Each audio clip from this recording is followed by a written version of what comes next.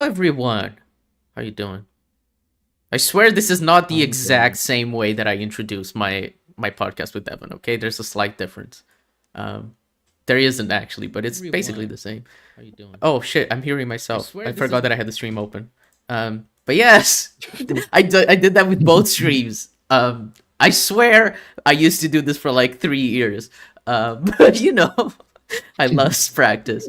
But hey, everyone, we're here to talk about the Suicide Squad today. Me and Rob and our friend Evie. Hey, Evie, how you doing? Hello, Rob's audience or something. I don't know. Yeah. Very cool.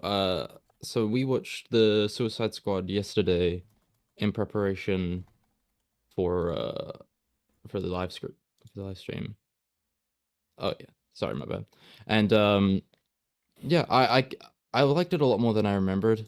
I made a review on the Suicide Squad a long time ago, and I still thought it was pretty good. Like I've consistently thought like James Gunn's Suicide Squad was amazing. I'm not gonna correct myself in saying the Suicide Squad every time because it's gonna be very annoying. Um, but I mean I guess it's I mean I wasn't really worried about the follow up because I had a pretty good I had pretty like a pretty good faith in James Gunn to deliver. Like he's had a pretty good track record with Guardians 1, 2. I don't think 3 came out at the time. But I mean, I thought anything could be better than Suicide Squad. See, I'm already getting it Yeah, confused. Suicide Squad 2016, the bad one, and then the Yeah, Suicide Squad, the good one. yeah, yeah. No, I saw like a game show the other day where like one contestant got the fucking question wrong because he forgot to put the Suicide Squad in. Hmm. I'd be one of those people to be honest. Mhm. Uh, but yeah, I mean it was pretty good to like it, I watched it in theaters and I walked out very satisfied. I think I like how they keep how James Gunn kept elements of the original Suicide Squad in. Like it's Mm-hmm. still a bunch of almost like nobodies Yeah. being brought into the movie. Well, I I don't like even that it remember kind who of was feels in. like a sequel. It doesn't like decanonize the events of the first one because even Yeah. though those people are weird, I'm sure there are fans of the of the 2016 Suicide Squad. So it's nice that it can feel a little bit like a sequel that it doesn't undo, and it's just like a universe reboot. So I appreciate that as well. Yeah, I mean I would not have minded if they, just put Suicide Squad in the gutter and just completely forgot about it forever. Because I kind of did the same thing up until recently.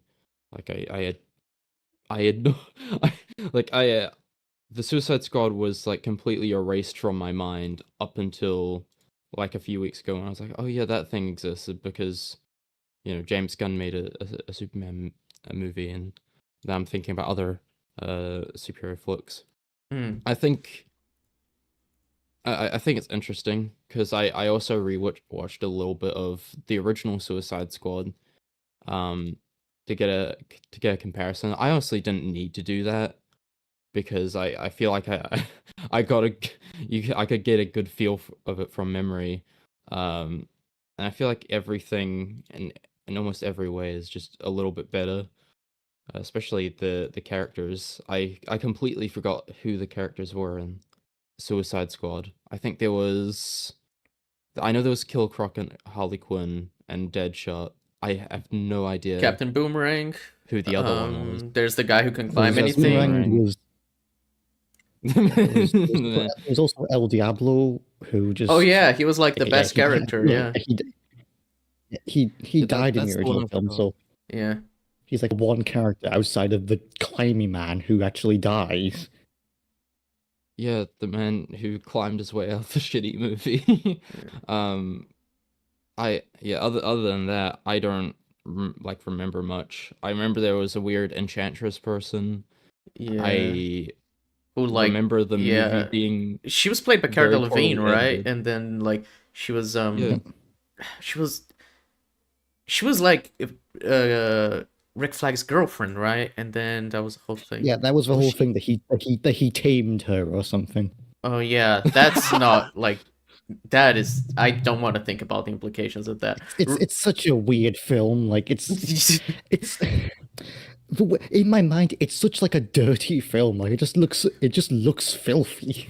It looks I mean, like sludge, right? Because it was trying to like Yeah, appeal to the vibes of like Guardians, especially like the first Guardians was a huge inspiration for that film in terms of like yeah. visual style. And it was trying to be like all the snappy, edgy, like quick cutting and everything and shit on screen. That was very like Deadpool as well. So it was just like a bunch of things and it didn't know how to be, and obviously it wasn't the director, what's his name, David Ayer, right? David Ayer, yeah. Yeah, not his original vision, so I'm sure his Yeah, version is better. It's probably yeah, not good, but it's better. it's a main thing with that old DCEU, like that original snare this that like the director planned something else, then the studio was like, oh, this other thing has happened. We should make it more like this. Yeah, And then somehow in both cases they get the director of the thing they were trying to parody in on the second one. yeah, it's Yeah, crazy. exactly. I mean, I think they have like trailer houses they're editing the Yeah, 2016 that Suicide yeah. Squad. trailer that edited that first like really honestly really good trailer set to Bohemian Rhapsody. I think they like tried to edit the film like that. Like they edited it like a trailer.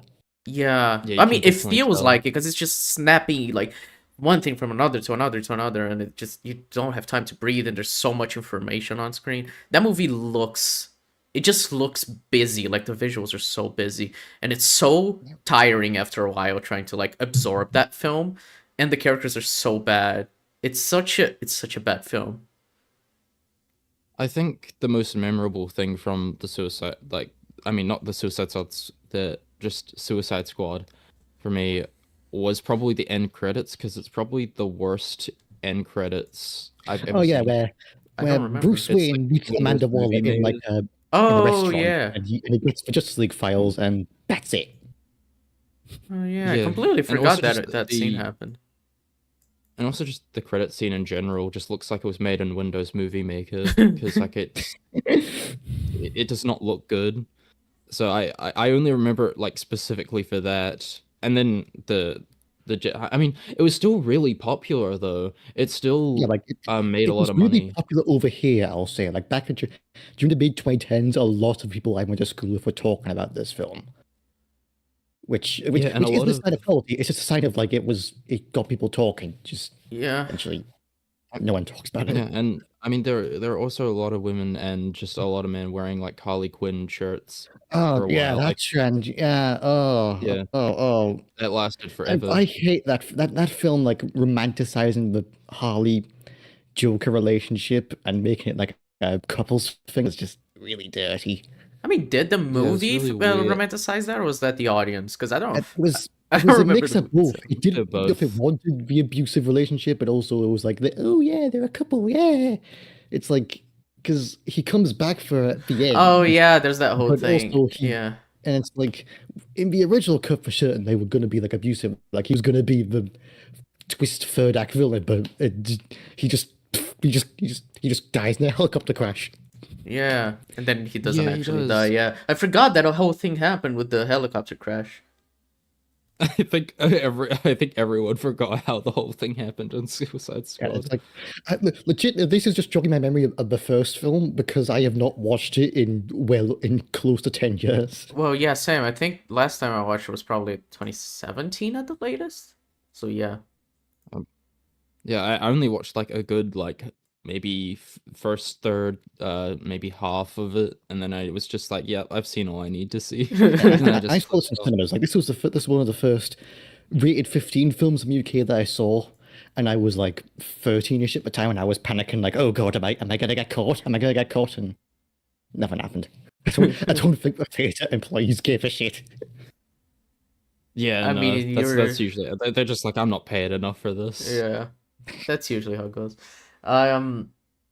Damn. Okay. Man, I completely forgot. Yeah, no, the whole Harley. It's interesting because I think there's a lot you can do with the Harley Quinn Joker dynamic. They do it very poorly. I like how it's done They're in planning Birds on. of Prey, and I like how it's done in the Suicide Squad. Like, but it's after the fact. It's her just like reflecting Yeah, on like it. I kind it's of like wish they'd it's explored it done, well with the on-screen surprising, Joker. surprisingly enough, it's done well when Jared Leto Joker isn't involved. Well, yeah. Yeah, Yeah, but it's the I thing of think like I they were. wish they had done something with the Joker and Harley Quinn instead of Well, just doing like after the fact they broke up and then she's like, "Oh, I realized that he was abusive," which is like, yeah, we know, but I wanted would have been well, interesting to explore it a bit more so, but Suicide Squad 2016 did not do that story justice.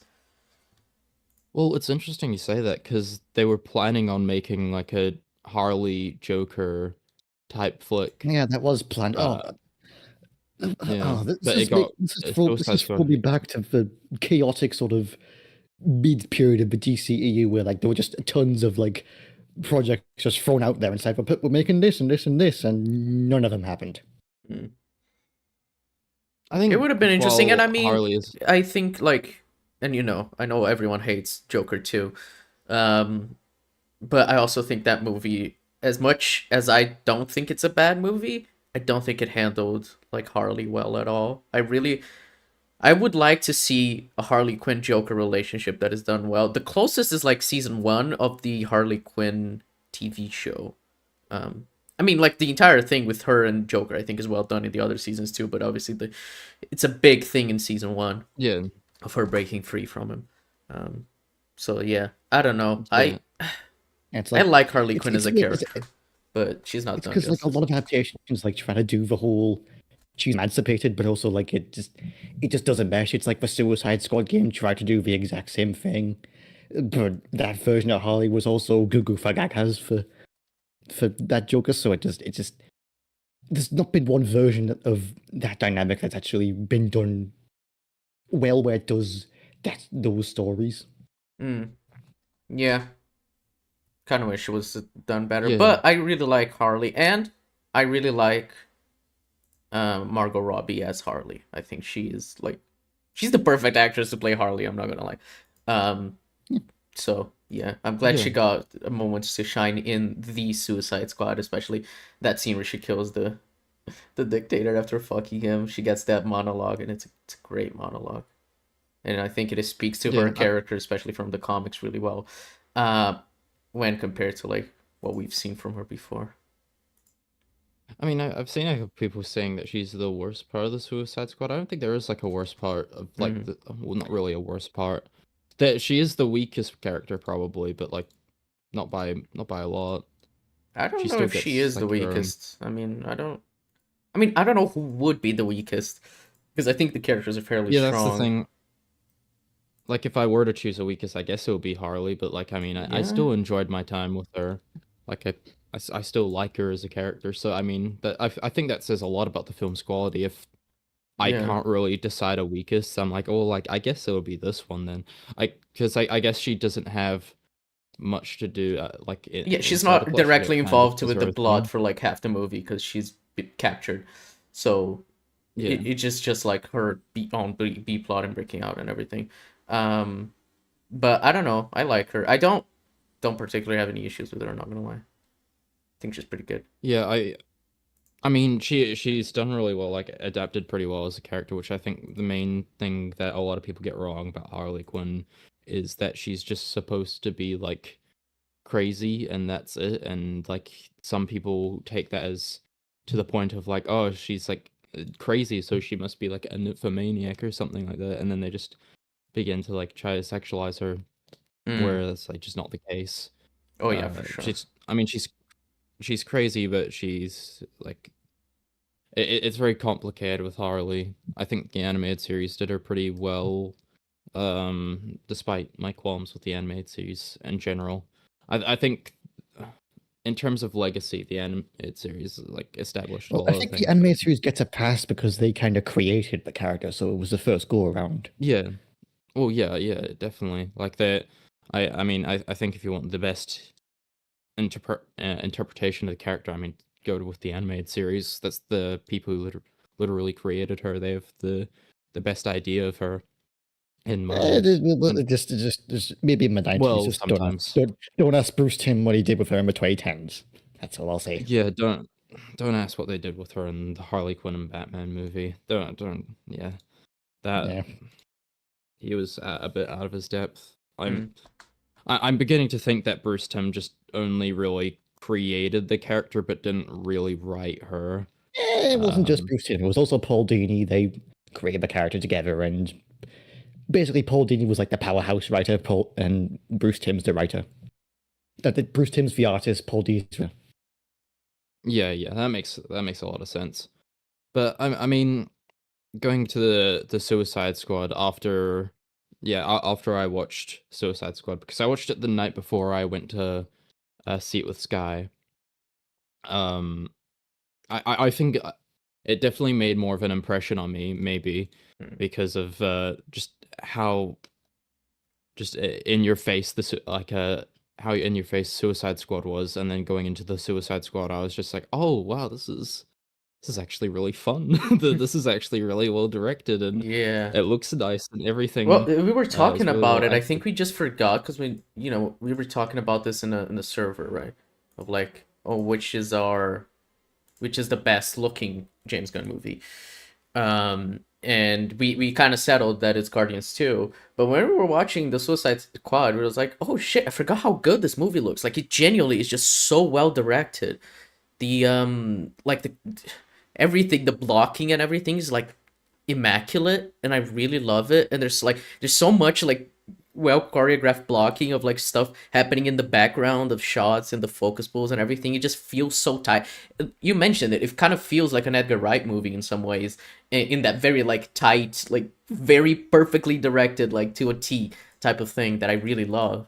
It's kind of fascinating. I really like, I guess I kind of forgot just how good it looked, and watching this, I'm like, it might be the best looking James Gunn movie, honestly. Might be my favorite looking James Gunn movie. We went through like kind of a natural progression of being like, oh, this film looks really good, but it doesn't look as good as Guardians 2. And then by the end, we're just like, yeah, it's probably better looking than Yeah. Guardians 2. It's quite close though, because Guardians 2 looks fantastic, but this film, I think, I guess the Suicide Squad is very much style more more expressive with the camera than Guardians 2. Guardians 2 is a lot more reserved in what they do in terms of camera moves and blocking and everything. Which I kind of get. It was kind of early James Gunn. I mean, the first Guardians movie looks fairly like regular like superhero movie because of that. And then Guardians 3, he used a lot of the stuff he used in the Suicide Squad to, craft more his visual style. Though I don't think Guardians 3 looks as good as the Suicide Squad. I think it looks a little too gray for me. But it still looks phenomenal. I rewatched that movie recently. There's some points where I'm like, could get a bit more color here, but other than that, very good. Yeah, I felt the exact same way, where I noticed like I love how it looks, but I'm almost certain there's an editor in there who just like sees how the color in the film looks, and they're like, we need to make this a bit more gray. There's just some random Marvel editor just ruining everyone's days. And I noticed that for Thunderbolts as well. Like when I went into the cinema, like it like I can tell they were trying to do a little bit with the colors. Like it wasn't like incredibly expressive or anything, but like they were trying to do something, and then I just noticed like as the film progressed, it looked like gray. Even while the colors were shown, I'm like, oh, okay, yeah, someone's gone into the editing room and just made it like more gray than it actually is. And I mean, imagine I don't being want to say his name. the gray guy. You're just hired by Marvel to make movies gray. What's your That's all job? you're I known gray for. stuff. I make stuff look less Well, I mean, Maybe colorful. that's why the Russo brothers made a film about that guy. The gray. Oh man, Gray man. Amazing joke. Congrats. Yeah, that was it. Oh god, yeah. I mean, even Thor Ragnarok, like one of the most colorful MCU movies, looks fucking gray as hell. Like they still put that gray filter all over it. So I mean, yeah, it's probably just like a studio mandate or something for whatever reason. Yeah. I think they're trying to Marvel does make their want films look like- their movies to look and feel similar. which is one thing I love about what James Gunn said about the DCU is like movies won't all feel and look like Superman. We want them to be distinct because we don't want audiences to be bored. I'm like, yes, that's all I want. Like different genres within the superhero genre. That's exactly what I want for my superhero movie. You know what I mean?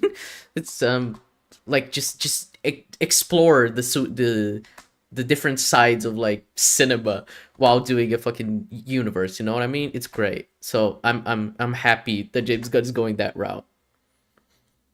Yeah, I think it's really bold because we're getting like 3 different projects. Like we're getting Peacemaker, which is an R. We're getting Clayface, which is a horror already, which is very interesting. And then we're getting Supergirl, which is like a family fun kind of thing.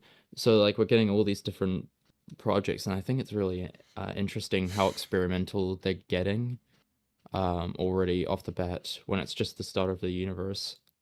And I kind of like that. I mean, we already said that maybe the Suicide Squad should have been the first DC Oh yeah. movie. I mean, it would have been think cool. I think I would have preferred that to be the first DCU movie more than I understand Superman. why they didn't.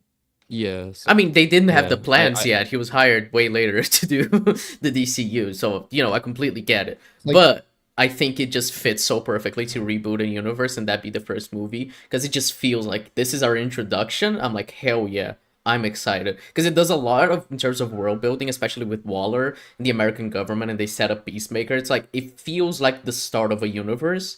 Whereas Superman, I don't feel like it's like the start of a universe. It feels like a movie in the middle of an ongoing like cinematic universe, which is also not a bad thing. I kind of like that vibe, but yeah.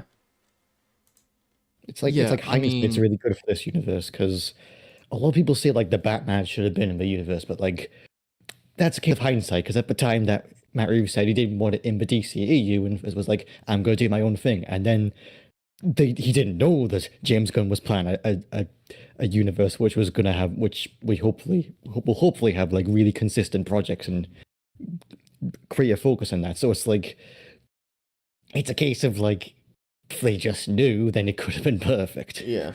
It's the case of DC Yeah, being a mess before James Gunn, yeah. yeah, because originally like the Clayface movie was gonna be tied into Matt Reeves's whole universe, but then it slowly just kind of edged out into its own thing. It's kind of stuff like that. Like it was kind of messy before it began, Yeah. and now I think they're kind of finding their groove in a way. Mm-hmm. But yes, speaking of how well directed it is, someone mentioned Storm mentioned in chat the helmet shot, which is probably the Amazing best shot.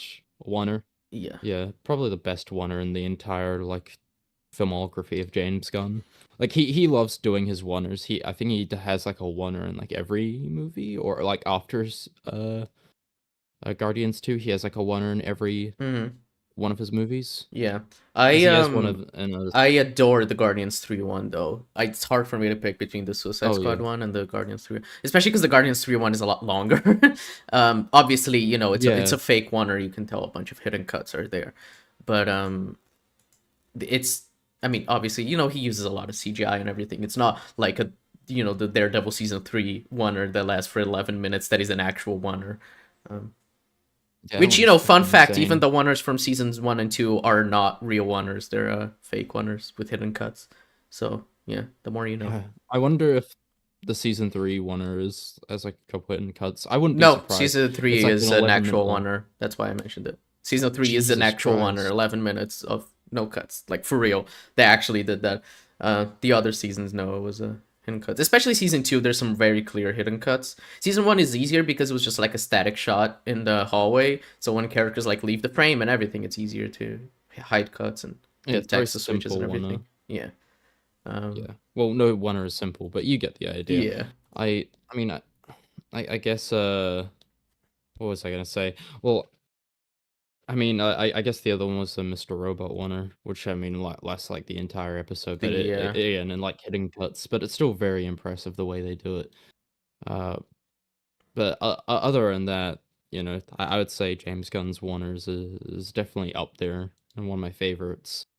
Uh, Especially like the Guardians 3 one.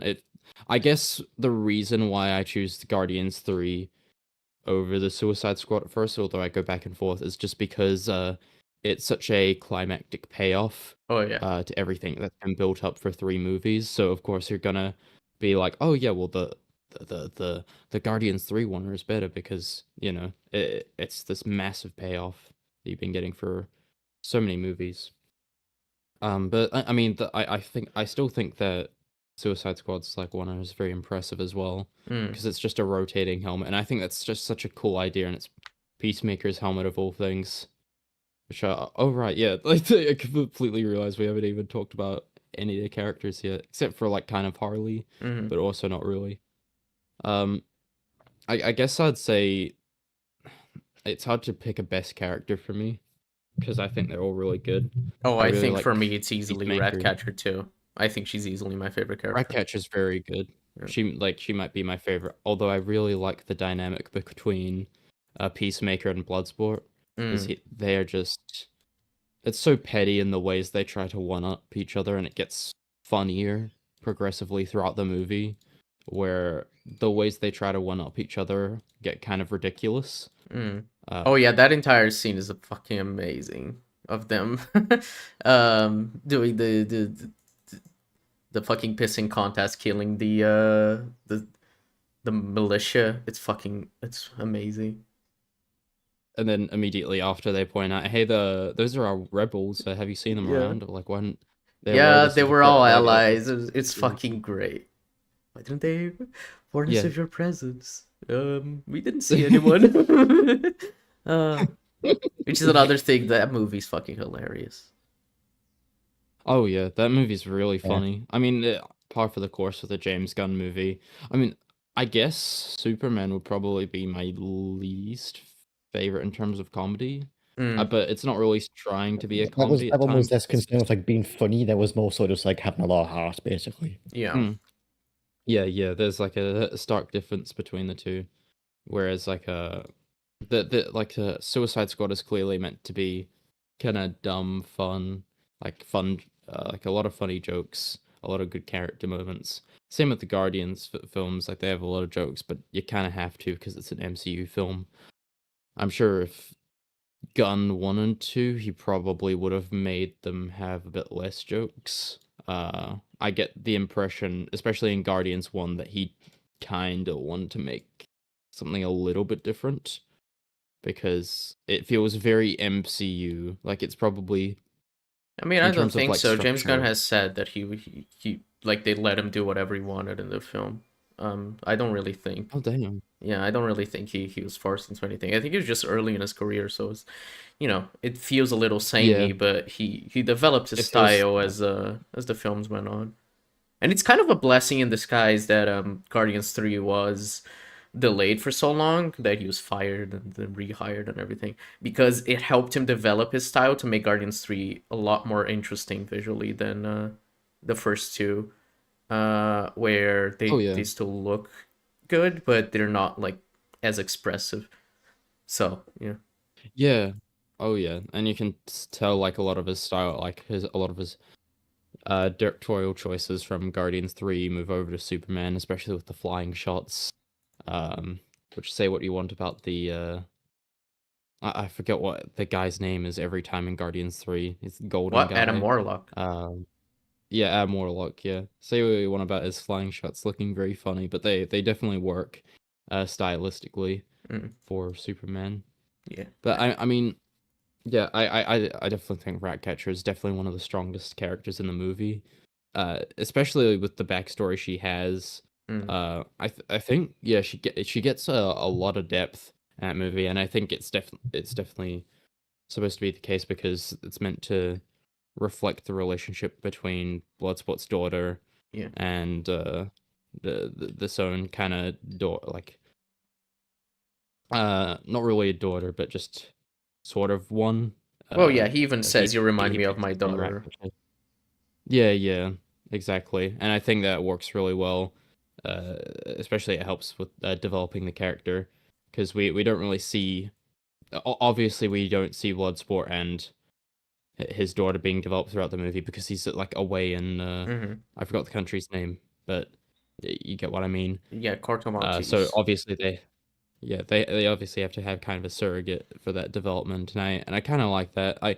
I mean, one thing about Gunn's movies is that they just feel good. Like by the end of the movie, you just kind of feel good where every character ends up, except for maybe Polka Dot Man. Um, but you know, I'm sure he got his comeuppance. That's all I'll say. He got to do his thing, and then he kind of well, you know, Well, his mom kind of killed him, I his arc, guess. yeah, his arc ends like satisfyingly. He dies a hero. It's just that he dies. Yeah, it's just that he dies. That's the only thing, really. And I mean, Rick Flag. God, I keep Oh, Rick forgetting Rick Flag is Flag's in so this movie. fucking good. I love him in this movie. Like He's he really becomes cool. an actual character, with like actual morals, and you see him going against, his orders and everything. It's like, yes, oh my god, you're doing stuff like with this character, You're and doing you're not good doing character the work. stupid like, oh, he has a relationship that he needs to care about. No, like he has actual morals in this movie, and he wants to stop Waller from like Waller, just the American government in general, from their bullshit and exploitation and hurting people and children. Like the delivery of that line, they is experimented on children. It always gets me. I'm like, Jesus Christ, I forgot Rick Flag's actor's name, but man, it's such a good delivery. I love that.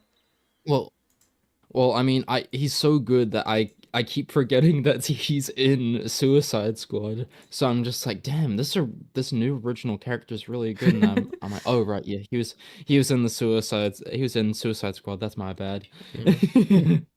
Yeah, Because he's just so good, and I forgot how not very good he is yeah. in Suicide Squad. He's kind of not in Suicide Squad that much. He he just kind of he's around, but he's not really a character. He just kind His of Yeah, character is the entirely emphasis is defined by being with Enchantress. So yeah. emphasis is more on Will Smith and all the other yeah. characters who aren't characters. Well, yeah. Yeah, I guess Rick Flag's like emphasis is on like explaining what the characters do. Like this is Katana. Yes. She's got my back. I would advise not getting killed by her. Her sword straps the souls of its victims. This is probably like just the funniest bit of exposition I've seen in a while. Because like there's no need to just tell us that randomly. And it's like I mean that you could have fit it into the exposition, but the way it's conveyed is so clunky and weirdly delivered that it just makes me laugh every time I see it. Well, Like I half was of bursting with that laughter. original Suicide Squad movie is just exposition. So like they did like the fucking visual exposition with all the like title cards and everyone and the fucking flashbacks and the talking about their weaknesses and everything. And then it's fucking they're doing it again. They might be like, yeah, this is Katana. She's got my back. It's like, okay, buddy. Like it just half the movie's exposition or just like, can we please do something better? You know what I It mean? feels like the Oh yeah, characters are kind of Academy like Award winning NPCs. Suicide Squad. Yeah, it won best makeup and hairstyling, right? That was hilarious. Uh Yeah, that's did it win best editing as well? Like I think it no, won something no, for editing. no. It just No, won. damn. It just won hair, makeup and Yeah, hairstyling. the only thing I got for Ayrton was people going, the trailer was kind of cool. The Yeah, trailer was good, but the actual editing of the film is like painful, very painful. what are we, some kind of Suicide Squad? I mean, that's what me and Sky and like literally when we were about to do the podcast, that's what we literally said to each other because it's just such an iconic, it's such an iconically stupid Look, line. look, it is such a good line that we're talking about it 9 years after the movie came out. Like you can't argue with that. I, So there are few that is, writers who write lines as memorable as that. And funny thing I is, mean, that was in the original version of the film as well. Like that was in like that Comic-Con dark, gritty trailer, and Will Smith says with some kind of Suicide Squad. And it's like yeah, it's oof, it's it's just not great. thought of those of those early DCEU films were so weird because like they were trying to like be dark and gritty, and then they just throw random stuff like Lex for pissing in a jar, and then that line. Oh yeah, Well, I completely forgot about the the funny BVS thing- piss jar. Why was that a oh thing? yeah, Granny's like peaches or some shit. Yeah, like, Granny's old whatever. Tin, you were a Snyder fan. Tell us what's the intent behind that. It was a joke in like where Lex is trying to get like the kryptonite and that, and he's talking for senator, and he's like he's trying to bullshit his way through, and she says, "You can take a jar of piss and call it Granny's peach tea," and it's just like usual I can't remember the conversation, and then like during the set here where it blows up, she like looks on her desk and there's just a jar of piss that says Granny's peach tea on it. Yeah, I remember that. Her looking at it and then blowing up, because that like signified that the Lex was able to get through security or whatever, which was like a very funny way of visually like telling that. But I mean, I think it's funny that like it doesn't mean anything symbolically or anything. Like the only reason you talk about it is oh yeah, it's just because he was able to get through security. Like that's the only way like visually you're able to. Well, yeah, it's just convey it. yeah. It's just weird. I don't know. Yeah, I keep forgetting that Holly Hunter was the sender. Like she was like just Elastigirl was just the sender who gets exploded in that movie. Holly she's Hunter, also in great actress. Succession, She's in which is Succession. very Yeah, weird. I was about. Yeah, I was about to say that she was in Succession. She's great in Succession. Love Holly Hunter. Yeah, she is. Yeah, like it's weird because I'm so used to seeing her in The Incredibles. So whenever I see her in anything serious, I'm like, he used to be like a lot of people's childhood crushes, and now you're a senator. Lifelong. Sorry. Sorry, that slipped out. Freudian slip there. Like, yeah. Oh yeah, his name was that's the thing. Slipknot. I mentioned he was the man who could climb anything, No, but I forgot the really? name. You're right, it is Slipknot. It's such a stupid fucking name. This is Slipknot, the man who can climb anything. I only remember the man who can climb anything because like someone made the joke that he couldn't climb his way out of the stupid fucking movie. He did. He climbed and then he got exploded. He did not need to be part of the rest of the movie. He won. He did it. And actually, in that scene where he climbs away, what was he trying to do? He was trying to escape. Like he was trying to escape. Well, he could have just run away. No way, he's the man who can climb anything. Obviously, the best way to leave would be by climbing. Like, what are you talking about? Are you telling me the man who can climb anything is not going to try to escape by climbing? He's in a half-destroyed city. Where is he going to go? I don't fucking know, man. He's just gonna climb away. Climb Climb his way to heaven. I just going, hey, look over there. I just liking it. Yeah. It's so funny. Yeah, like, what are they gonna do? Is Katana gonna fucking throw a katana at him? No, he's just gonna fucking run away. Like, Yeah, he's gonna why would they do climb anything? his way to heaven. It's fine. It's fucking. I love how stupid that movie is. Like, I would honestly love to. It's a great get drunk and watch it with your friends movie because it's just so inherently stupid that like it can only make sense to you when you're just extremely intoxicated. Yeah, Captain Boomerang was the one. Oh, he convinced him. See, there's a reason. We just don't remember the film properly. No, the movie makes perfect sense. You know, these people were just haters. I'm not gonna lie. I saw the film. I saw half the film like 2 days ago, and I don't remember shit about it still. I mean, if you saw half, I don't think barely you remember saw anything. anything with Slipknot. Honestly, I think he's introduced like halfway through Right. the film. Because that film is a fucking mess. Is he? Fuck. It's kind of always later forget- on that he's I was- introduced. Yeah. The man who can climb Damn, what the anything. fuck? That's actually from me for a little bit. I forget like what the actual structure of that film is. It has no structure. It Yeah, just that jumps structure's back and weird. forth. Like the first act is just like a mean- bunch of flashbacks and like title cards and introducing all the characters, and then we're introduced to them again once they get to Belle Reve.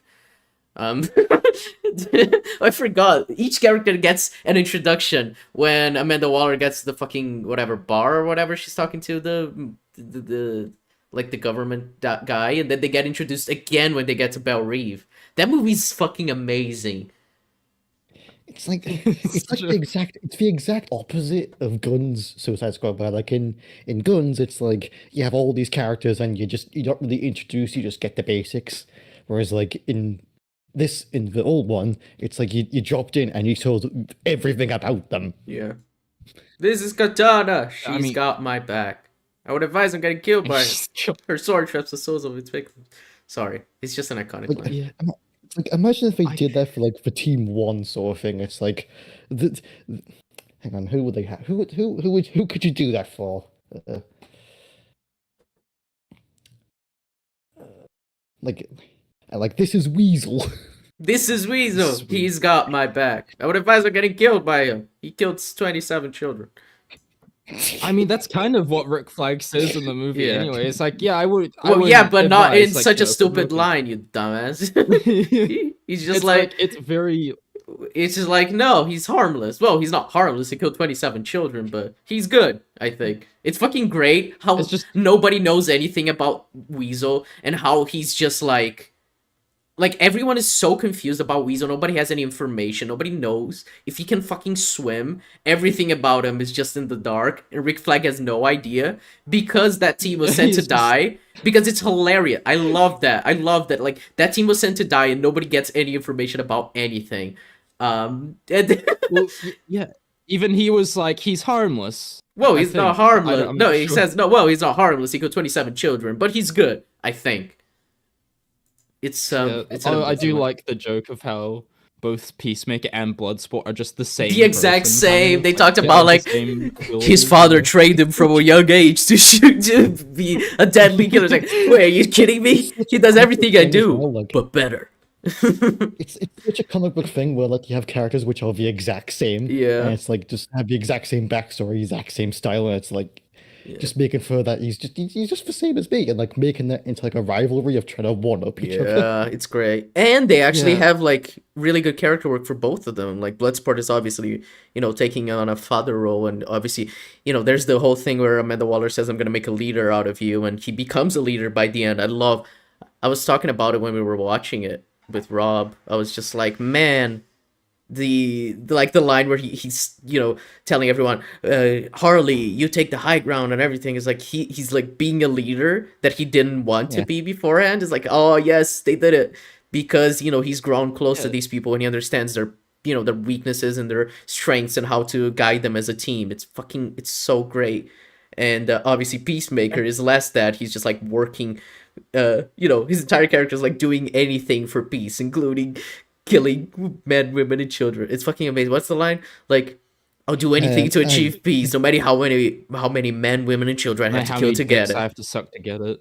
No, how many? No, the dick sucking is another scene. But yes, It's like if someone covered this entire beach in dicks and someone said I had to suck him, I'd go, no problemo. yeah. Yeah, it's so Suck them fucking for weird. freedom. Yeah.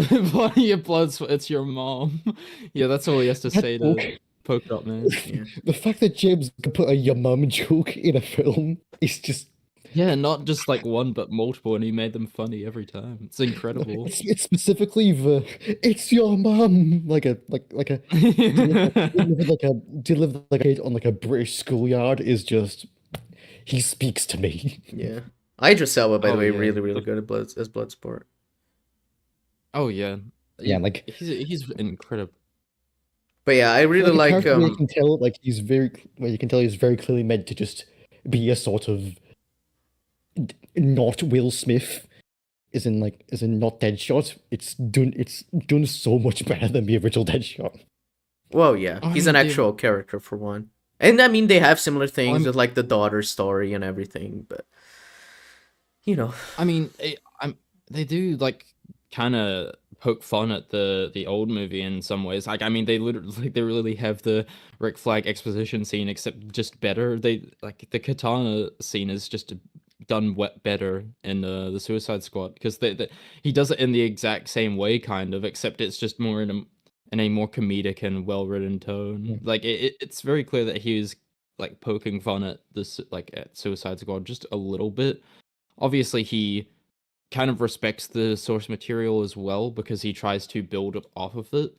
In a way, it's kind of like a legacy sequel. It doesn't feel like a direct sequel, but it does feel related to it. And I mean, it's kind of respected in that way. Like, if you watch the first movie, you're gonna see how a lot of the character motivations translate into the other one.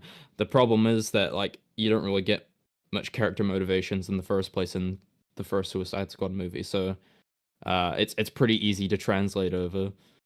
God, I wonder how Deadshot's doing in that universe. It's so funny that they made it Will Smith just for no reason. They'll just Well, have like a comedy actor no, doing I like mean it was for his star appeal. He sells tickets.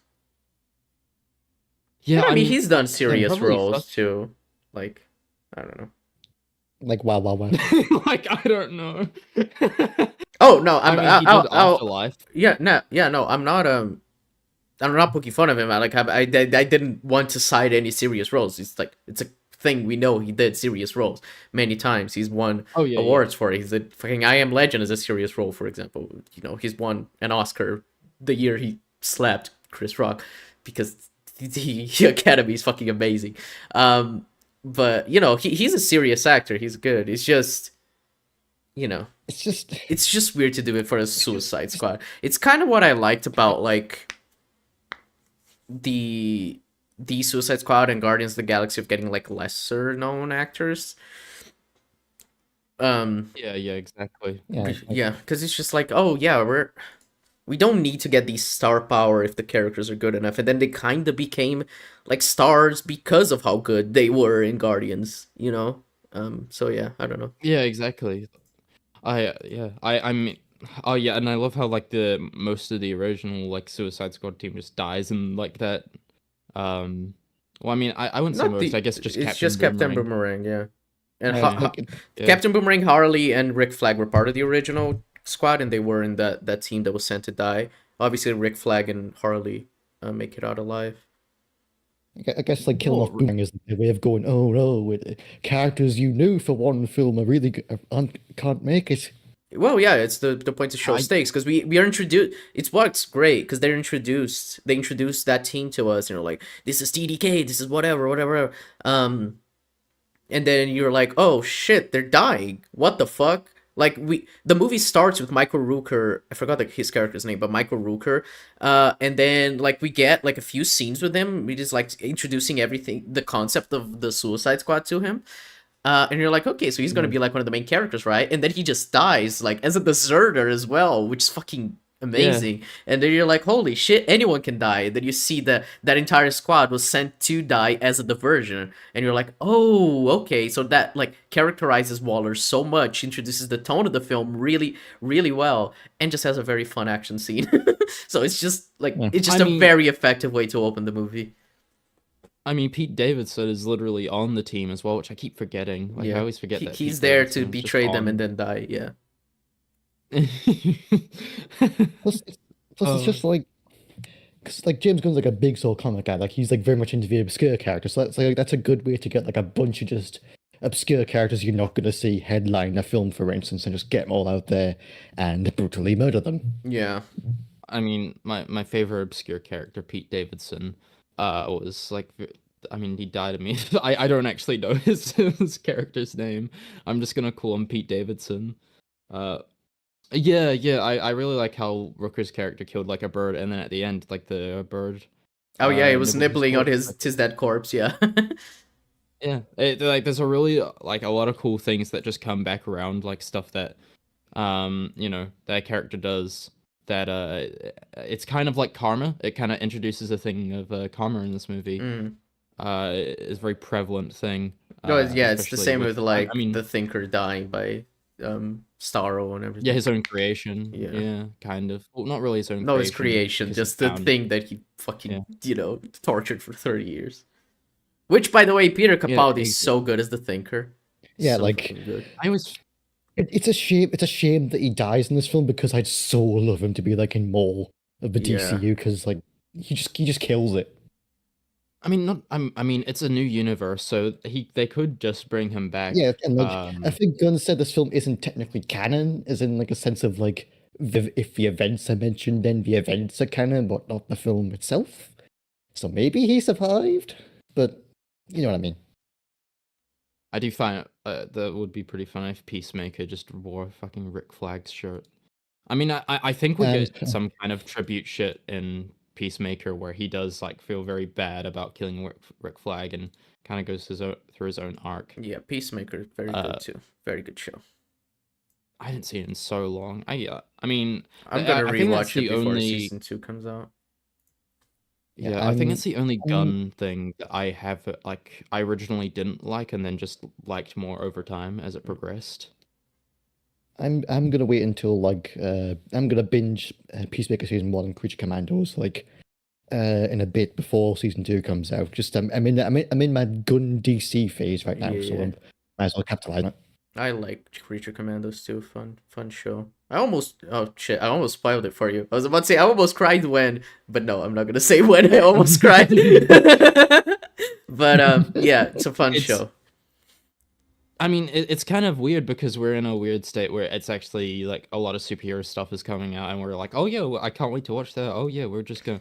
Oh yeah. Well, I'm actually binge that excited before for that DC comes out. stuff. It's crazy. I haven't been excited for a DC think- thing other than the Batman in like years. Yeah, it's like I think Sky kind of put it best in the server when you said like you're over Spider-Man. That's like we're just kind of over Marvel now, and like Yeah. DC looks a lot more promising now. So it's a fun time to be in. Like it's like I'm at the point where like I'm actually now starting to read DC comics. Like I've read Superman Smashes the Clan, and I'm almost finished with All Star Superman. So it's like it's Oh yeah. it's just a good time to be. I know. It's just so nice to have like DC films not be the exception, where it's like it might end up being the norm for good comic book stuff. Oh yeah, absolutely. You should see Creature Commandos, Maddie. It's a pretty fun time. Like it's a very easy binge. Oh yeah, You're- the like, it's like, episodes what, are 10 short episodes, 10 and it's minutes? like very character focused and some pretty cool action and amazing soundtrack. The soundtrack is phenomenal. So yeah.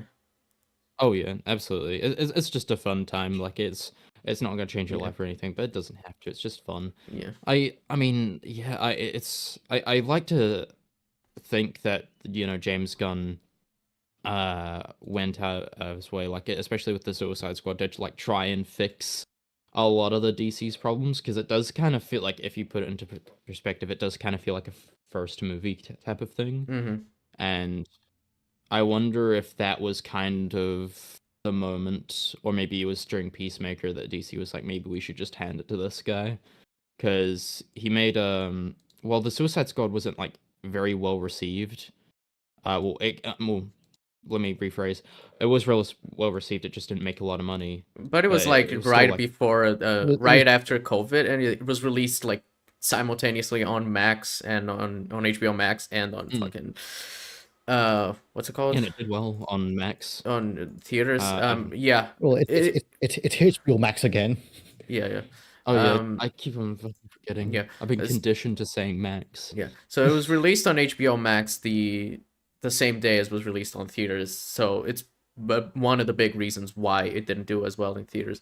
But it's like, I think, like, clearly they saw that it was successful in terms of like how well received it was. I don't think it made them like its money back, but it wasn't expected to, because it was like 2021. And it was like the whole, it was right when they were starting to open theaters back after COVID. I mean, it was the first movie I watched in theaters after lockdown. So yeah. Yeah, and I mean, I watched it in theaters as well. No one was in that theater. Oh yeah, mine was empty too. When I went to see it. Yeah, like I saw it with my sister, and she was like, "Yeah, that was just as good as Suicide Squad." And then in my head, I was like, and I said out loud, "Yep." In my head, I was like, "You take that back. You take that back right now." As good as Suicide. Yep, that was as good as the 2016 one. Just as good. Not better, not worse. Just as good. Yeah, just as good. Yeah, which I mean, it's probably high praise from her, because she really liked the 2016 one. It was definitely, I think she just watched it in that era where, the 2016 one was just like, really popular with, Yeah, it it's was like- just for some reason it's really like- popular. Mm. It's like I'll say this, like I'm very much over those films. I'm not like head over heels from like I was a couple of years ago, but like I have a lot of nostalgia for that sort of 2016 DCEU period where like it was Batman v Superman and Suicide Squad, and like just those films just remind me of when I was a teenager and that. So it's like it has that sort of nostalgia in mind. Like the film itself awful, but like the sort of feeling around it does kind of make me like feel Yeah, I There was remember the one being with Fuzzy, excited but about like superhero movies back in that time. I mean, 2016 was like BVS and Civil War at the same year. It was Such a it was fucking BVS, depressing Civil thing to War. say. It also had like Doctor Strange, so like that year was like a pretty good year for it yeah. on Marvel side. Well, It's- Yeah, good. I mean like BVS and Civil War in terms of like they were big events. You know what I mean? Like Yeah, whoa, it's big like Yeah, I crossover. mean, like, I will say the best thing that came out of Batman v Superman was this one cereal box that I had. Like I got from the supermarket, and it was like the best fucking cereal I ever had. It was like these chocolate Batman, like this chocolate Batman cereal. Best thing ever. Do not regret it. I like if anyone still has it, I'd 100% buy it. It's probably moldy as fuck, but I'd still I have it. was gonna say that would be like 9-year-old cereal, but you know what, Rob? That does sound like you to eat 9-year-old cereal. But like I mean I think it's just like the pure hype around those films are what carried it, and then afterwards like Justice League, everyone was like, okay, these films are shit, we're not gonna watch another one of these. Mm. And yeah, just Justice League did not do well. But I think yeah, I think the Suicide Squad proved itself very well that Gunn could just carry a universe on his own, because I mean what he made, like the Suicide Squad, Peacemaker, he carried those films very well. Uh, especially I mean films, sorry, film and show. So I'm kind of glad he's leading this universe now, because now he actually has full creative control over what's going to happen. Mm. Uh, especially in where it goes. And I kind of am excited to see like a Guardians 3 type of payoff happen in the DCU, where like, you know, like dog days are over type of scene. Mm. Obviously not exactly that, but you know, that payoff that's like, oh, it feels so good that I've been on this journey with these characters, and I'm so glad to see, like, it's sad seeing it all end, but it's also just really happy and everything. I Yeah, don't know, it just it'll be fun like comparing that to like what we got for the DCEU, where like the conclusion was the Flash and the end of Aquaman 2. yeah, I mean, it literally ended on like a person eating a bug. It ended That's how on the it DCU. ended on Ocean Master eating a burger and chucking a cockroach in it. Yeah. I mean, that's a good descriptor of like the DCU. Just like someone eating the fucking bug sandwich. Yeah, all I remember about Justice League was like Kal-El and Flash landing on Wonder Woman's boobs. Like that's literally it. Uh, Because, you know, not great. And then I remember the 4-hour Justice League cut coming out, yeah, and I was not gonna plan on watch. I was actually not gonna watch it, but I was out over at my cousin's place at the time, and he just kind of threw it on, and I was like, "Fuck it, I might as well. I've nothing better to do. I'll just watch the whole 4 hours." And I was just like, "Yeah, that was kind of shit. I'm not gonna watch it again." And yeah, I never did. So that yeah, I'll not comment on what my initial thoughts were because yeah. that was during my phase where I actually liked them film. I mean, And they're because I mean specifically when Zack Snyder's Justice League came out, that was oh shit, like I think like the other day or so it came out, because like that was like I think it was because I was like I was very much a release for Snyder Cut person back in the day, like 2020, 2021-ish, and like not even 2021, like, because I think I'd not put it in my bio anymore, but like it was in my bio for a bit, and I'm ashamed to say, but I did watch it, like sat through it all, and yeah, it was a fun experience at the time. Like I think my fondest memory of it is the moment where Superman returns in the climax and they play the Man of Steel theme. That's like the one moment I can yeah. actually feel that I actually got me kind of hyped. And then like I mean, I was looking and then back on. Oh, sorry, I didn't mean to interrupt. but then because I watched it, and Sky Jeb and Sky and the other hosts of old podcast then watched the film for our old podcast, and I had to go to bed right before they started watching it because I knew they weren't gonna like it, and then I woke up and they all hated it. We Yeah, did in fact not like I it. mean, I think it's interesting because I think there's like one track in the Superman movie that is very similar to the Man of Steel Oh yeah, like I think soundtrack. it's Yeah. when like he goes off like the open scene, like it's for when he plays the guitar, it feels very sort of the track's called Flight in Man of Steel. It feels very much like Hans Zimmer coded, is what I'd say. It's like it's like nice that they use the John Williams theme, like it's because it's the Superman theme. But it's nice that they aren't ignoring the sort of style of what the previous Superman was, which is nice. I think it takes a lot of guts to like respect the Snyder Superman when all James Gunn has been getting is absolute shit from Snyder, It's like like Snyder the fans for thing like is that years. interview that he just did with Josh Horowitz, where he said like the day he was announced as DC Studios like new CEO was the day they also announced Henry Cavill was back, and it's like it was without his Oh knowledge. yeah, Like and it's like he was like, "What are you doing? My plan's new Superman. What are you doing?" So it's like it was legit not his fault, and it was all just DC being a mess, even as he was being signed on.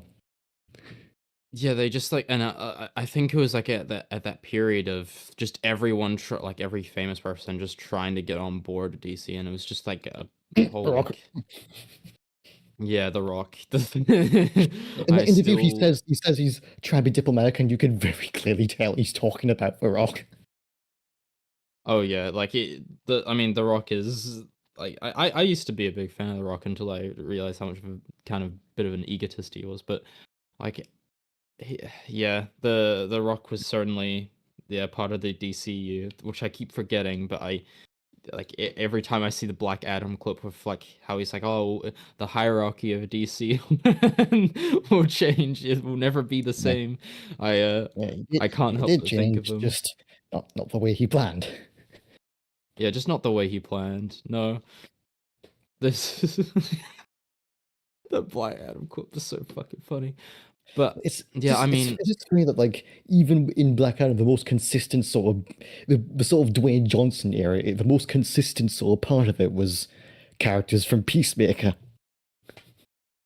yeah, oh, yeah. I mean, literally, like that's the only that was the only consistently good character like Peacemaker getting introduced. No, I I don't completely mean forgot they're consistent. supposed I to. mean in the sense of like they're the only ones who turned up in other films. Oh yeah, yeah. I Because mean, like, I because they couldn't get the Justice Society characters for the Shazam 2 post-credit scene because Dwayne Johnson said you can't use them, so they just got characters from Peacemaker to do it instead. yeah. That's fuck. That's a little depressing. Like the fact that like they couldn't get the thing in because The Rock was like no. Oof.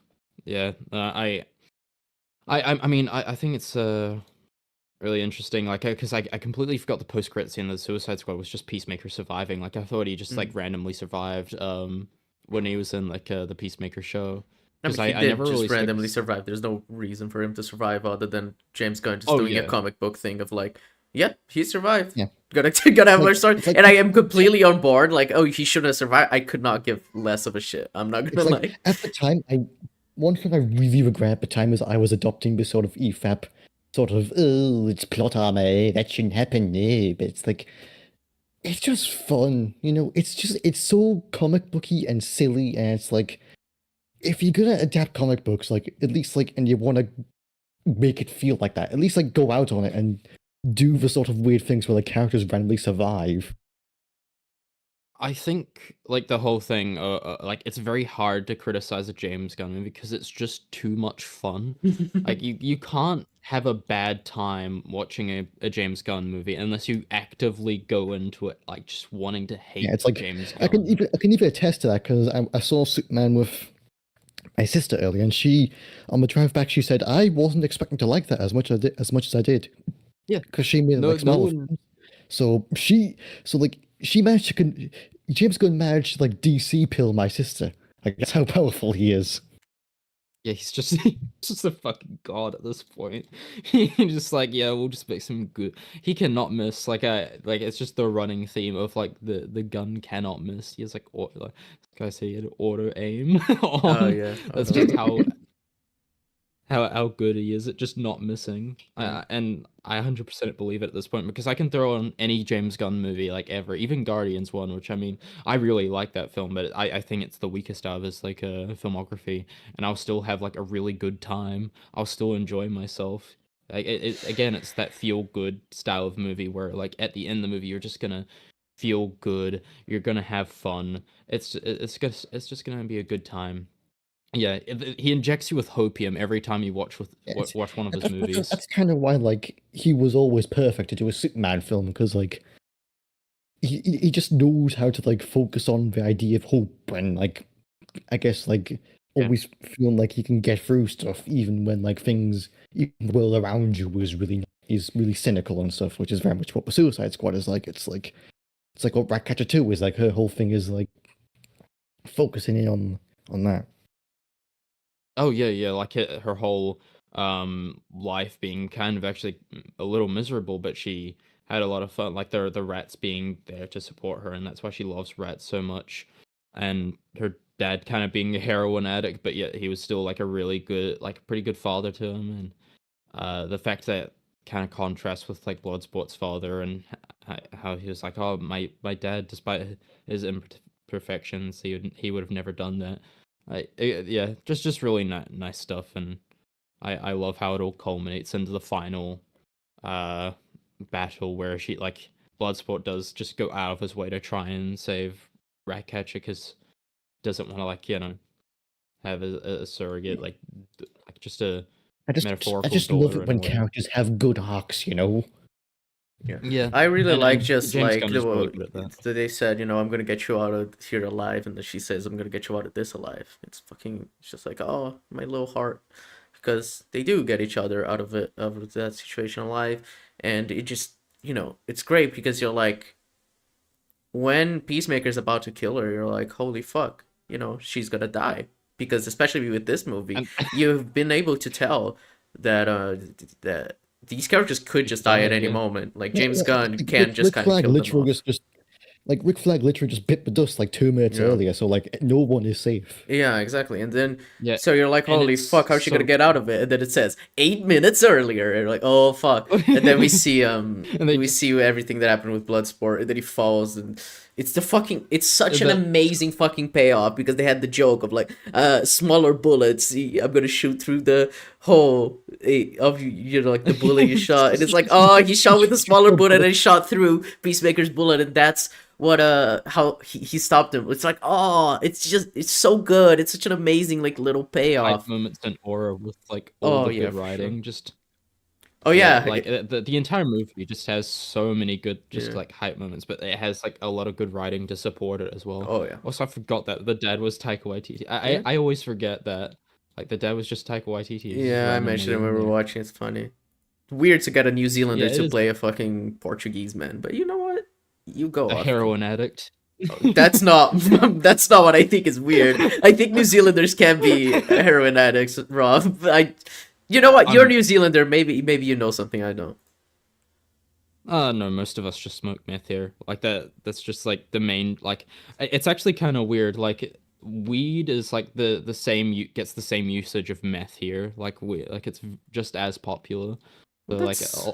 either half of us are just really chilled out or half of us are just like destroying shit in town. So I mean, it's a pretty chill country, I'm not gonna lie. that seems a We little do a bit of weird, but crime here. okay. You know It what? is a little Sure. bit weird. It's mainly just because of the work economy and everything.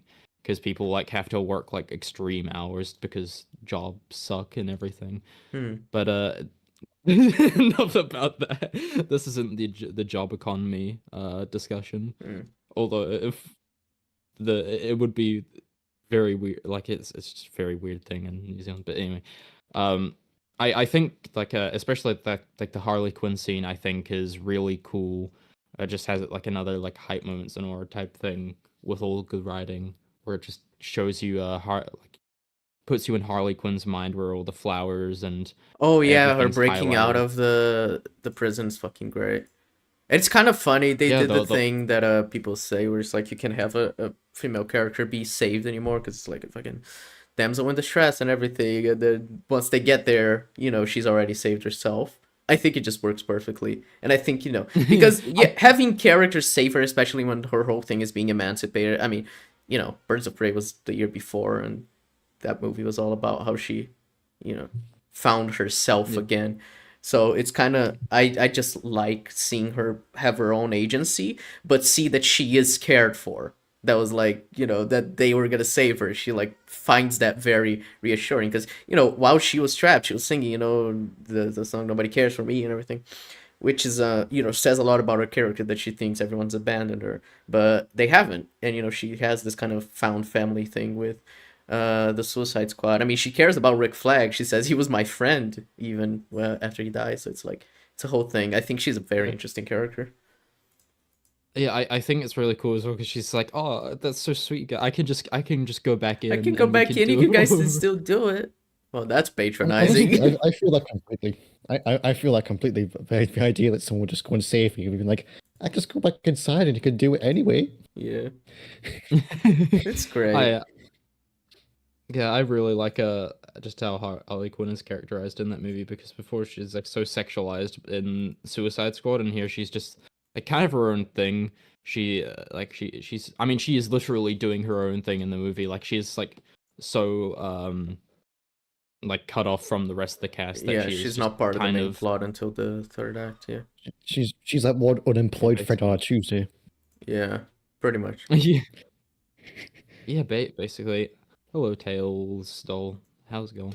But I mean, like it just shows like the James Gunn choreography, fight scenes. Like it's really good in that Harley Quinn scene. And I love how like you expect you can't like it's kind of this false subversion that they're like probably going to get together, like the hit her and the prince. And then, like, she immediately talks about killing like children, and she's just like, I Killing thought children? about like red That's a flags and pretty big everything." red flag. It's like, yeah, I'm not gonna lie. you're right. Yeah, You're very right.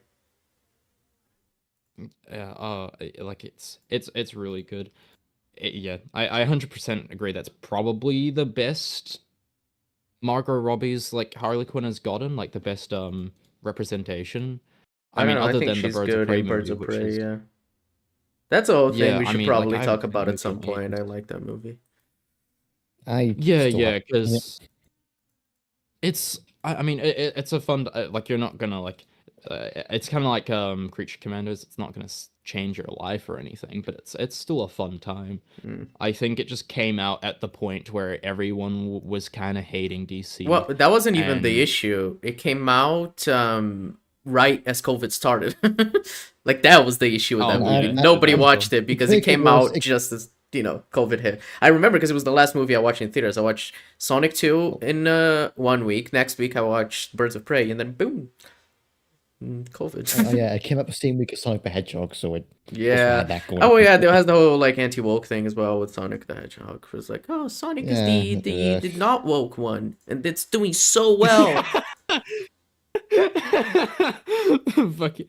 I love the like the whole woke discussion has become really funny to me because it's just like now it's like the most ridiculous things like Sonic 3 go woke or go broke. It's just like come on man, you gotta see how fucking stupid that looks. You're talking about Sonic 3 being a woke movie. That's so fucking funny.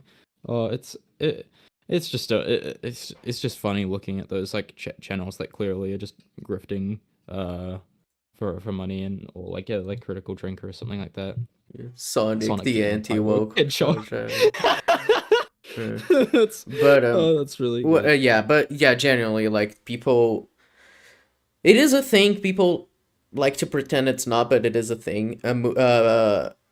Women-led superhero movie does not do as well as a male-led superhero movie. That's just facts, and it's because misogyny. I mean, you can see with the Marvels, like clearly did way worse than anything like that Marvel did. It's my like. It's my as unfortunate as its main star is.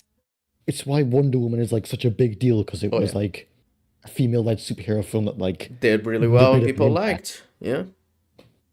Yeah. And then everyone proceeded to crash on her later. Yeah, Well, just like the acting for one. her acting in the first Wonder Woman is good because she's supposed to be a stupid fish out of water character. Yeah. But So it works there. it works in that movie. So her being a bad actress is good for that movie. She is a bad actress beyond that, and that kind of fucks everything up. So yeah. Yeah, when I need she's you in to films give me set, the like, 100 years later- sound. when she's in film set like 100 years later, it's just still the exact same. Then it's the issue. Yeah. Yeah, because then she just acts like, you know, someone who doesn't know how to act. Yeah. I mean, she That meme where it's like, call me Gal Gadot because I don't know how to act. Yeah. yeah, But that's me yeah. with the Suicide Squad. But yeah, I really like Birds of Prey. I think it's a very interesting movie. We should talk about it sometime. But Yeah, I, for sure. yeah, I don't know. I It's just I think I like Harley Quinn as a character, but she's so overdone in media because she's always like the edgy type of, there Oh are yeah. types of character like that. I mean, Jinx from like League of Legends and Arcane is very much like a quirky, like mentally unstable type of character that's very like Harley Quinn coded. She's also done really well in Arcane, but the whole thing obviously is like this type of character, the edge Yeah, the lord, crazy. yeah, crazy Yeah. edge lord thing. It just so overdone. I kind of am okay with just like putting a stop to it, like just not caring anymore, like not try Yeah. to adapt her anymore. Maybe we put a pin in that. I think that's part of the reason why it took me so long to get into Arcanes, because I got like halfway through and I'm like, oh okay, it's the Jinx character is the crazy character, and like I get what they're trying to do here, and I was just like so fed up with like Harley Quinn-esque characters that I was Yeah. like, okay, I see what you're trying to do. I don't care about like it took me a few months to finish Arcane because I was just like everyone was talking about how good it was. And then I finished, I was like, yeah, that's pretty good. It took me a while to warm up to it, I'm not gonna lie, and I think the like that whole Harley Quinn like oversaturation was definitely part of it. Yeah, Uh it's an interesting thing. I don't know. It's I get the appeal, obviously. But yeah, I mean, it's probably as close as you're gonna get as like for a female like power fantasy. Um, of just like, yo, you're crazy and you're killing men. Like, yeah, but unfortunately, yeah. not always like super appealing or done well. A lot of times it lacks depth, which was the one of the big issues with Suicide Squad 2016. But I like her anyway. Oh yeah, definitely. I mean I've come around on Arcane season. I think it's peak. I mean I think if you ask everyone like who's in this call right now, they'll give you a different opinion on season 2. Like I do not like season 2. I Guy think likes season I 2. think season 2 is good. Yeah, yeah. I have Yeah, not seen so season it's like two. That's a different opinion. yeah, so we have like 3 different opinions here. Like someone who doesn't like it, someone who likes it, and someone who has never seen it in their lives. So I mean, I'd say just go with your gut and watch it. If you like it, then you like it. If you don't, then you don't. I'm planning on making an essay on it at some point. I mean, I think the whole thing of like talking about Arcane is a bit overdone, so I'm just focusing on other things for a bit before I talk about it. But I mean, yeah, I'm kind of glad that Harley Quinn has done well in this movie, but I'm also, yeah, like you said, Sky, I'm kind of fine if they just don't focus on her, like, Yeah. for maybe a good while. Yeah. Which that does seem to be the thing that they're gonna do, and I mean, there is a new Batman movie coming out, like the new, like Brave and the Bold, movie, and I don't know if they're gonna include her in it, but I doubt if it. they're not, then yeah, exactly, yeah, I think they're gonna try and focus on like other characters, characters very. I mean, if it is Brave and the Bold, then they're probably gonna do like I don't know, Golden Age characters, Silver Age type villains, where it's like Calendar I guess it would Man or depend, something like that. because for Brave and the Bold, it would probably involve Ra's al Ghul, because they're using Damien. Yeah, because Damien's in the film.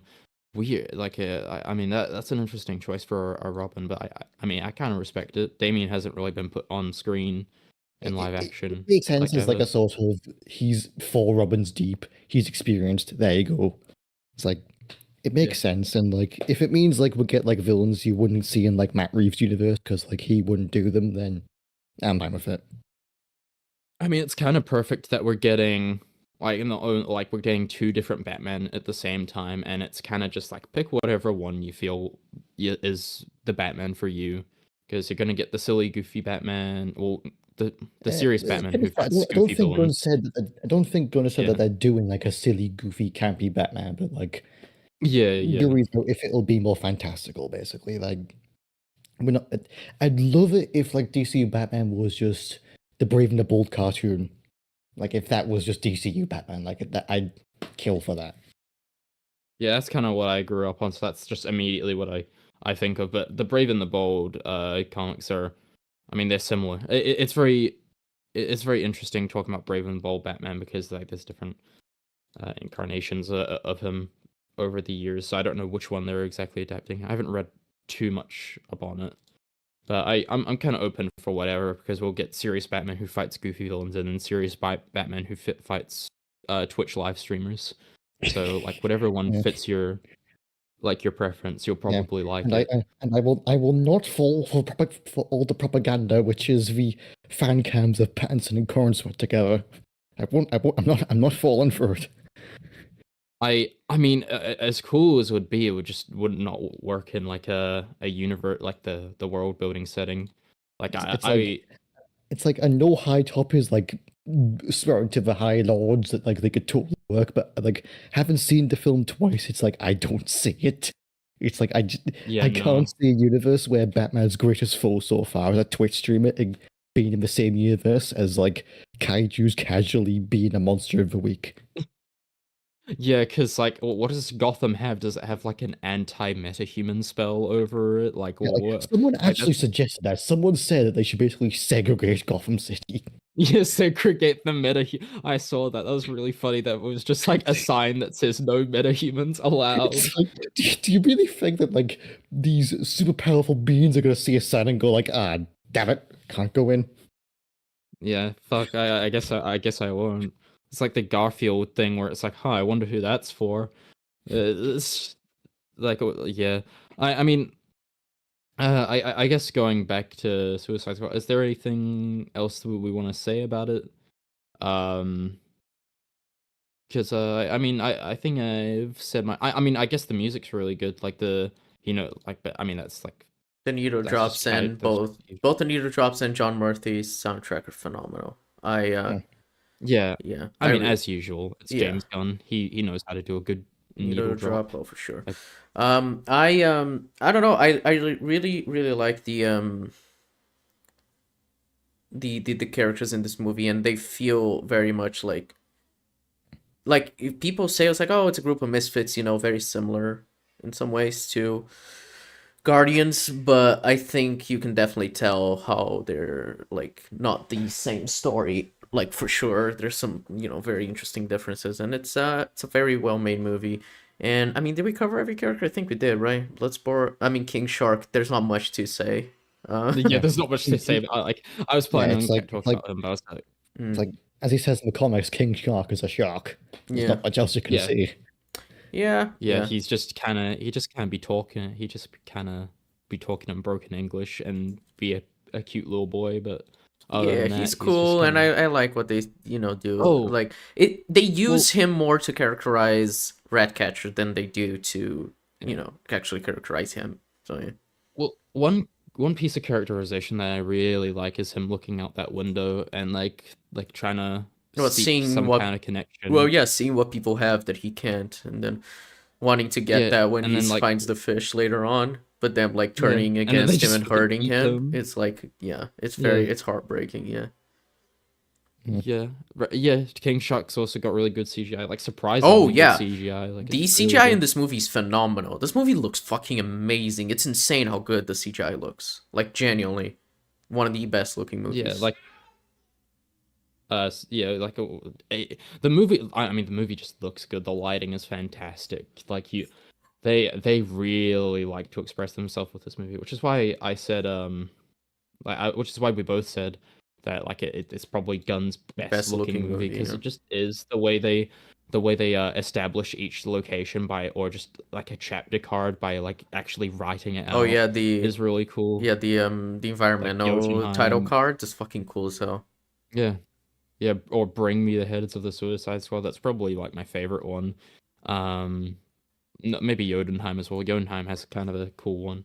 they're like it's just like such a comic booky movie Oh yeah. where It feels stripped like- straight out of a comic book, especially When the I Suicide read that, Squad I kind of versus Starro the Conqueror. It's like that where you're like, oh yes, Yeah. you feel like you're reading a comic when, book.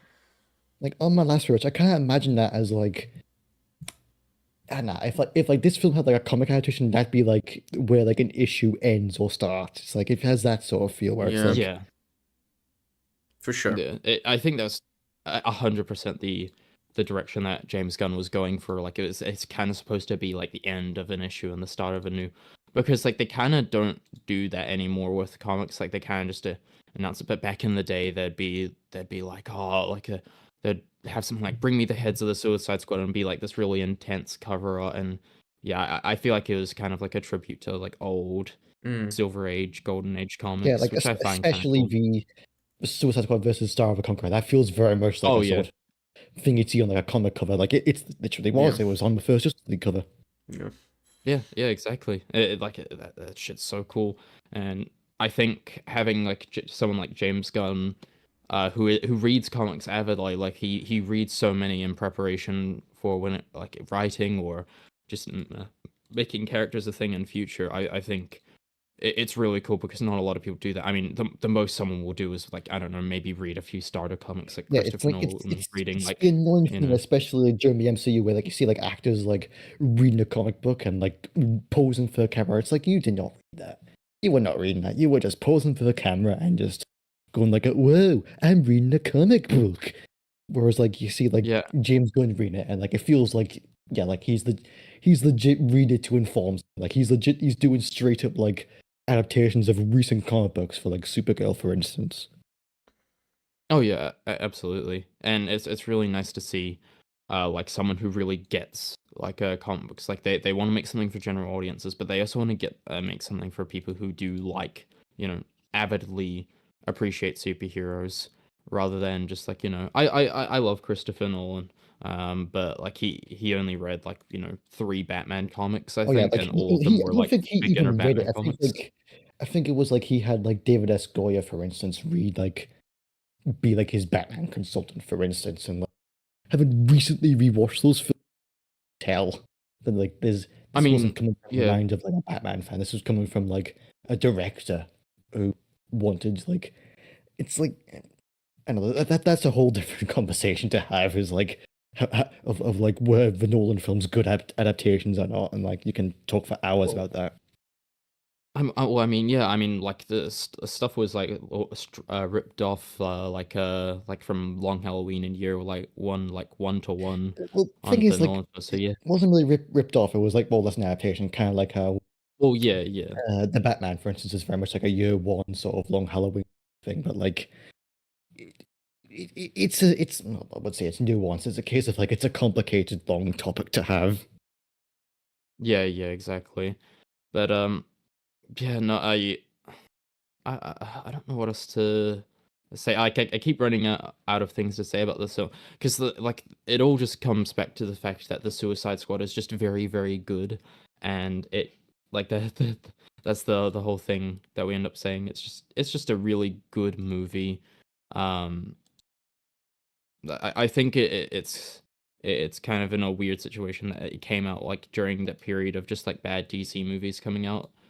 Yeah, it's like It's it's not in a really the start weird of it. sort of. It's in like a weird middle ground because it's not like Matt Reeves but Batman, where like he fought tooth and nail to like have it be disconnected. Like this is set in the DCEU. Like this has like characters who were in like the DC. I don't want to say the DCU in its prime, but like in like its most Good. eyes on it. I Yeah. wouldn't say good. Like just like people know who like Captain Boomerang is, for instance. They recognize the character. It's like it's very much like a continuation of sorts. So it's like you can't really like fully drop it into the DCU because like then you have like a bunch of stuff like their holdovers from the previous universe, and I guess Flash just isn't gonna fight Captain Boomerang. For instance. Oh yeah, Ezra Miller was in that fucking Suicide Squad movie. I completely forgot about that. Yeah, and that was like probably the best use of him in the DCEU because all he It's the does is only- push someone over. Yeah, everything else is just kind of like in the Flash movie, his only bit of characterization comes from another Flash. Like he doesn't even get characterized. And also, like in the Flash movie, he doesn't even fight Flash villains because yeah, I he guess fights other villains. because he Yeah, fights just other himself and Michael Shannon from Man of Steel. Yeah, so I mean, yeah, great. This is great choices for Flash villains. But I mean, yeah, do y'all have anything else y'all want to say about Suicide Squad? Like Sky or Evie, like you have anything you wanna Nope. been burning, like you've been burning to say? No, for- I think we've for now? covered that movie fairly well. Obviously, Yeah. the discussion went in a lot of different ways. Not just Yeah, talking about that movie. It's an interesting thing because obviously it's on our minds because the new DCU just started with Superman, so that is a very interesting topic. And James Gunn is obviously the face of blockbuster superhero movies right now. You know, with Superman, so it's interesting. But I don't know. I think I really love James Gunn. He's one of my favorite current filmmakers, and the Suicide Squad Mm. is one of my favorite movies from him. I would say it was probably my third favorite. I like it more than Superman for sure. Yeah, I think it's kind of hard for Superman to be the best one because it is just it has to establish some things, whereas like Suicide Squad feels. I mean, the Suicide Squad. Sorry, the one word off.